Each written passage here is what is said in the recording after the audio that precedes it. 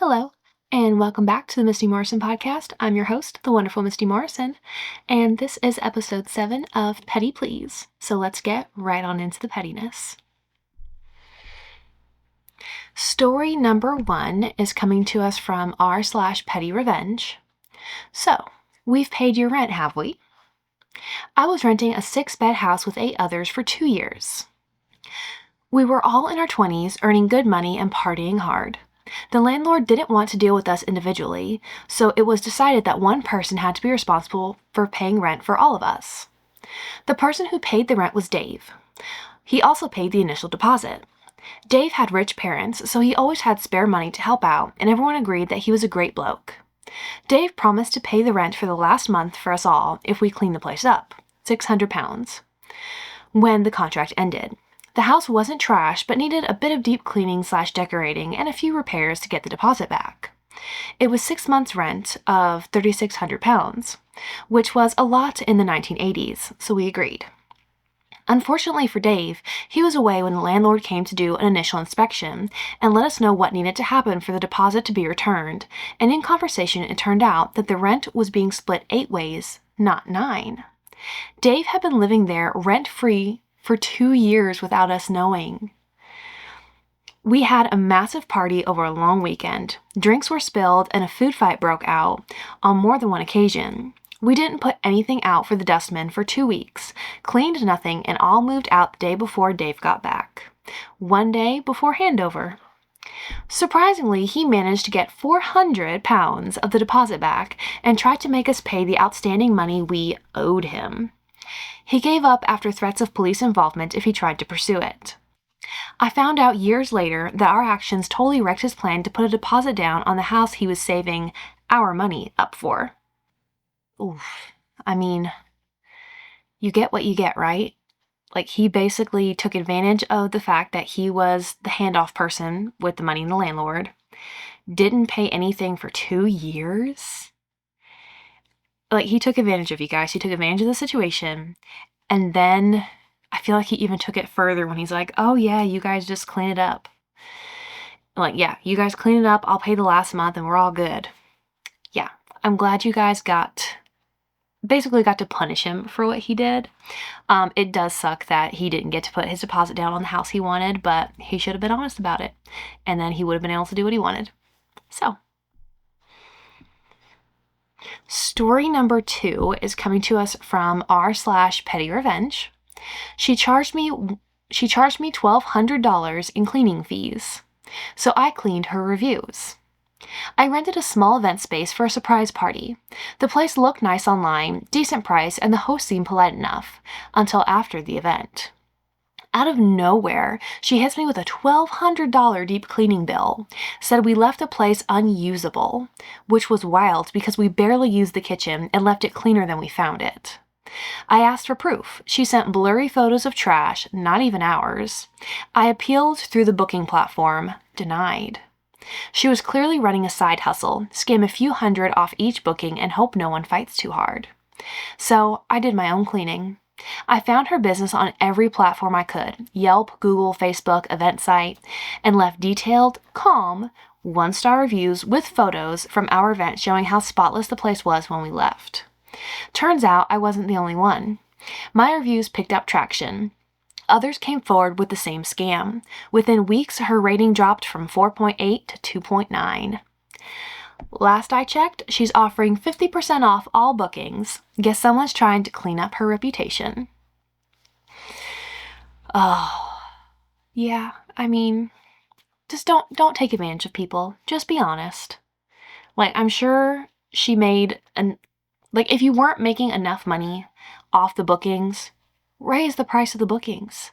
Like, do some renovations, improve upon the place so you can justify charging more, to charge enough for what you need instead of trying to scam people. Because that's just horrible. Especially when they have the receipts. Don't do that. Story number 3 is coming to us from r/petty revenge. So you think I'm in your way? I'll make sure of it. Happened at Costco yesterday. As always, Costco is busy with everyone trying to pick up whatever on their way home from work. The usual carts in the way, people stopping abruptly to look at things, etc. I pick up a few things in produce. There's a woman with her cart behind her, and she's basically taking up the entire space by the grapes as she's making her selection while talking on the phone. I wait. She finally selects a container of grapes, puts it in her cart, and moves the cart. I walk in front of the display, look at 4 containers before selecting one, and as I turn my back to put it in my cart, I hear, "Geez, some bitch pushed in front of me to get grapes. What's wrong with people? No manners." To the person she's talking with on the phone. To be clear, I waited for her to finish and move her cart. I turned around with a "WTF, is that about" face, and she looked me dead in the eye and mouthed, "I wasn't talking about you. I'm the only one here and have been the only one here for 2 minutes, so yes, you are talking about me." She moved down the next aisle, which is where I'm going to. So I decide I've got time and will trail her through the store since we'll be going up and down the exact same aisles anyway. Every single time she stops to get something, I stop right behind her like I'm waiting for that too. If she takes a little too long, I let out a heavy sigh. Continually through the grocery section, I'm doing this. Since I'm a short, middle-aged woman, it's not like I'm a physical threat. More like that annoying fly that won't leave you alone. She ended up shopping quite a bit faster and basically threw things into her cart before getting in line for self-checkout. Hope she'll think twice about talking crap and making things up about strangers, because some of us have all the time in the world to annoy you. I love this one because I too can suddenly find so much time available to inconvenience someone if they've annoyed me or inconvenienced me. One time I was driving down the highway and there was a turtle in the road. I like turtles. But besides that, turtles are bad for your tires if you run them over. So there's a turtle pretty much in the middle of the road. So I moved over to drive a straddle over the turtle. And there's a car behind me and it was already tailing me. And it swerved deliberately to run the turtle over. And I was so mad. And so the section of road we were driving on, there wasn't a good place to pass. And normally, I like to get where I'm going. But suddenly I was doing 45 miles an hour in between 55 and 65. So I'm going 40, 45 miles an hour, taking my sweet time. And every place he could have passed me, there was either another car coming or finally there's a clear straight stretch. He stayed right on my butt the whole time I slowed down. He was aggravated. Finally, about the time he could pass me was where I was turning off at. And so I slowed way down with my blinker on. Slowest turn I've ever made. Just to inconvenience that guy. And he floored it and honked the horn when he finally got around me. And I'm just thinking the whole time, I hope you are late wherever you're going because you deserve it for choosing to do that when it was so unnecessary. So yeah, I am here for taking time to annoy people, to punish them just a little bit. Story number 4 is coming to us from r/petty revenge. Dear boss, want to see how much I really do for you? Shortly after graduating college, 2000, I took a 20% pay cut from my blue big box store assistant manager job to manage a rundown strip mall chain, fancy card and gift store, or FCGS, store because I wanted a challenge and wasn't being treated well in the boys club at the Big Blue. You may have heard about the multiple class action lawsuits for crappy pay and discrimination, but that's a story for another day. The FCGS owner was a woman and very nice, so I was excited to be treated with more respect. Wound up being salary on a 50-plus hour a week job. I was yelled at for ordering wrapping paper / gift bags and tissue paper because the walls were bare. I was yelled at for an hour-long distance phone call that cost the company $5 when my friend was having a meltdown over an unplanned pregnancy. I offered to pay, but they wouldn't let me so they could teach me a lesson? What? At 3 months, they offered me another bigger brand new store because I did such a good job on the one I was running. Things were great there. I worked less hours, customers and staff were happier. A few months into that, they wanted me to take over the second highest profit store in the chain of 12. The catch was I had to do both. No biggie. The store I was currently in ran beautifully with the awesome employees I hired. I asked for a 50% raise and was told I had to prove myself for a month. Friends, I fell for it. After redoing the layouts, cleaning top to bottom, actually organizing the storage room, remember this is peak porcelain statue time, so lots of tiny boxes, and still no raise. They asked me to train this woman right out of college on store operations. She and I became fast friends and we started hanging out after work. We started talking. She said she was supposed to take over the big store in which I was currently proving myself. The owner never told me this and didn't tell her I didn't know. I thought she would take over a new location. Remember, I'm running all the operations for 2 high-profit stores and continually increasing sales.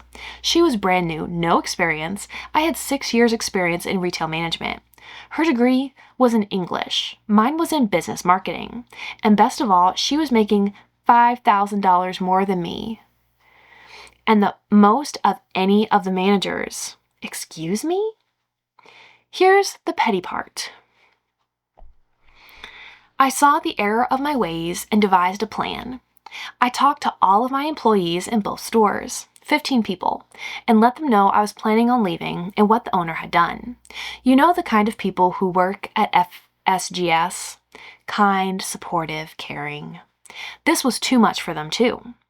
2 weeks later, the new manager and I went to the main office, met with the owner, and turned in our immediate resignations. And the immediate resignations of all staff but 3, single moms who couldn't quit immediately. She was livid. She yelled and cursed while we snickered. Within 3 months, the original store closed. A year after our resignations, the second and third stores closed. That was pretty gratifying. I think my friend and I may have skipped like children out of the office that day. I definitely know we hit the bar and took ourselves out for a nice dinner. Fast forward 25 years, I'm still friends and coworkers in an entirely different field with one of the 2 main office workers that was there that day. She has given me the full details and the repercussions of that day. These stories still fill me with joy and pride. TLDR, boss disrespects manager and loses 1/4 of their business within a year, or boss plays around and loses. I love this. I mean, that's so interesting to me when people are when you're training someone and like the people above you who have you train that person, expect that you guys aren't going to build rapport and talk to each other, especially about work stuff.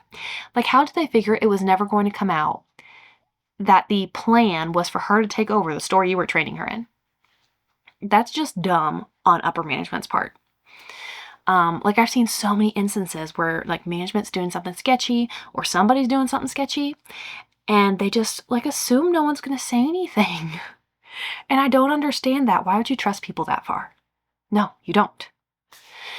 I love this. Like clearly like you guys were set up for yourselves. I really loved that so many people in the store went with you guys to not support management that way, because truly people don't leave jobs, they leave managers. So I love this for you guys. Story number 5 is coming to us from r/petty revenge. She erased us from her wedding, so I'm erasing her from mine. When my brother got married, his bride, now my sister-in-law, had very specific expectations. She wanted everyone in the family to wear their wedding colors, and we all did. People flew in from out of state. Everyone made an effort to make her feel celebrated. The day before the wedding, she made some offhanded but clearly pointed remarks about how our side of the family never takes anything seriously, and she wasn't expecting us to take this seriously either. The comments made their rounds, and feelings were hurt before the wedding even began.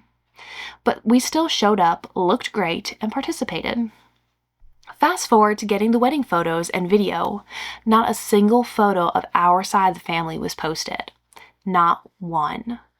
In the entire 3-minute highlight reel, no faces from our family except a 3-second clip of my parents with the bride and groom. The rest of us, it's like we never existed. I texted her, cordially, and asked if she could send me the pictures with just our siblings, since none had been posted. She responded that we never took those pictures. That's wild because I remember helping people adjust corsages for them. She doubled down on the gaslighting. I gave it 6 months and asked again. She suddenly had no idea what I was talking about. Fine. Here's where the petty revenge comes in. I'm getting married in 8 days. I've been engaged for 6 months and planning this moment since she tried to erase us. I hired a great photographer and videographer. What she doesn't know is that the videographer has a secret mission to make it look like she's getting all the attention. Track her. Hover near her like she's the star of the show. She will feel so seen. And then, the final cut. She won't appear for even 1 second. Just like she made sure we didn't. I didn't even invite her originally. Word must have gotten out because she cornered me at a family dinner and said, "Unfortunately, I have to work the day before and after your wedding, but I should still be able to make it." I was so stunned, I just said, "That's fine. The Airbnb is booked whether you're there or not." So now she's coming. Ugh. To cope, I spelled her name wrong on the wedding invite on purpose. That was my first move. The video blackout will be my last. Not asking for advice, not asking if it's too mean. It's not. It's exactly fair. Happy to finally talk about it freely. I love your confidence here because I agree. Like, it's tit for tat. Turnabout is fair play. You are just doing to her what she did to you. But I feel like when she asks about it, you're probably going to be honest about it. I feel like you're going to say straight to her face, "Oh, well, you erased us from our wedding when you refused to even share the photos of the family that I know for a fact we took because I was there. So there's actually none of you. They didn't take any." Yeah, it's not too mean. It's not too mean. You get what you give in this world. And she erased you guys. So she deserves to be erased too. You go, OP. Story number 6 is coming to us from r/petty revenge. Petty revenge on stupid car parker. This is a very minor story of revenge, but it felt good. We were at a local park for a baseball game. There was limited parking in certain spots. The park had several lots, but they were small and kind of spread out. Fancy Pants Jaguar owner decided to park outside of the very last spot in an internal row, blocking the entire lot from being a full circle turnaround. At the end of the game, I'm loading up my car and had to cross the main outbound road leaving the park. You guessed it, Fancy Pants Jaguar guy was leaving the park as I'm crossing the road. So you can bet your butt I took my sweet time crossing that road on a really bad angle, so it took me longer to cross, getting to my car. There was no one behind him, so it was only him. I slowed down. Just the little inconveniences. I love them. Because if they really get to thinking about it, they know what they did. They know it. And like as they inconvenience others, they too deserve to be inconvenienced.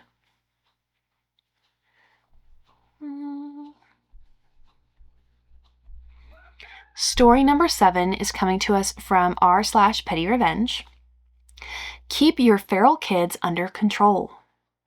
Used to live 2 doors down from an asshole who had 3 young lads. They caused havoc all over the estate, coming in gardens, looking in windows, and shouting abuse at everyone. Father was a nasty piece of work who would laugh and tell you to F off, even if they caused damage. One of their favorite things to do was stand in our neighbor's back garden, look into ours, shouting stuff. 3-foot wooden fence would be leaned on, climbed on, etc. Petty revenge was to coat the top of the fence with copper slip, a thick, greasy mess for their little hands every time they came calling. Doubt the father even knew, but made me feel better. I mean, yeah, like that thick kind of, it called it copper slip, and I don't fully know what that is, but it makes me think of like thick mechanical grease. And that stuff was so hard to get off, especially if they got on their clothes. I don't know if mom was any better than dad, but whoever was doing the laundry had to be so aggravated. The kids probably didn't care. but somebody probably did. I hope at the very least it made them less likely to climb the fence, but you tried. Story number 8 is coming to us from r/petty revenge. The time a supervisor tried to throw me under the bus, but I had receipts. This happened in 2015 during my first year of teaching in special education, USA. I don't know if anyone else here works in SPED, but if you do, you're probably familiar with the difficult process of obtaining a one-on-one para for a student. So I had this kiddo, we'll call him Jay. Jay had some unsafe behaviors as a kindergartner, such as eloping from the school and into the neighborhood. It was terrifying to say the least, and a big safety concern. So I spoke with my supervisor, showed him the data, and he agreed this student definitely needed one-on-one support. My supervisor, Mr. C, worked with me for a couple of weeks on the safety net process, getting a one-on-one. It was a lot of loops and jumps and saying the right thing in very specific ways, but I got it completed. I sent it to Mr. C for the last final review and was met with silence. I emailed him after a day because we're all busy in this field, no worries, but more silence. I called his office and left a voicemail with the secretary, but more silence. I tried to get a hold of him for 2 weeks, with growing worry because the deadline was approaching, but I never heard back from him. After the due date passed, he finally messaged me and said since I didn't reach out to him with the final copy, the one-on-one wasn't approved. I was pissed. So I gathered copies of all the emails, the phone calls, every attempt I made to reach out to him and sent it to his boss, Mr. B, head of SPED services. I also included Mr. C's last email. A couple of days later, Mr. C sent me a formal letter of apology through our district mailing system. Mr. B granted me an extension and filed the paperwork himself, and also granted me an emergency one-on-one while the paperwork processed. At the end of the year, Mr. C was fired from his position. I doubt it was just me, but I'm sure my receipts had something to do with his removal as a SPED supervisor. And that's my story. I was telling it to a coworker here, and he said I should post it under petty revenge. I love how hard, I know getting the kid one-on-one services is a benefit to you and the other kids as well. It makes your life a little easier because you don't have to watch him as closely because there's a person dedicated to him. But I love how hard you are willing to work to help this kid. And I hate the way Mr. C acted. Because, that's so wrong. Help you through the process, act like he is there supporting you, and then when it's time to submit it, just ghost you? What did he gain from that? Nothing. He got fired, eventually. Props to Mr. B for, taking it all seriously, for helping you, for understanding what happened, helping you get through the process, and even going further and giving you an emergency one-on-one while you waited for it to process. I don't even think this is petty or vengeful. This is just something wrong was done in a professional capacity, and you made it known so it could be made right. Nothing petty here, but I do love it. Especially that, he really got taken care of a year later. Yeah, this worked out good. All right, that is 8 stories today. We had a few short ones for Petty Please. Thank you so much for being here. If you are listening on audio, leave a 5-star review. It really helps the channel grow. Share it with a friend. If you are watching on YouTube, hi. If you are watching on YouTube, leave a comment down below. Let me know what you thought of these stories. Share it with a friend. Like the video. Subscribe for more to help the channel grow. I'll see you next time for another episode of the Misty Morrison Podcast. Bye.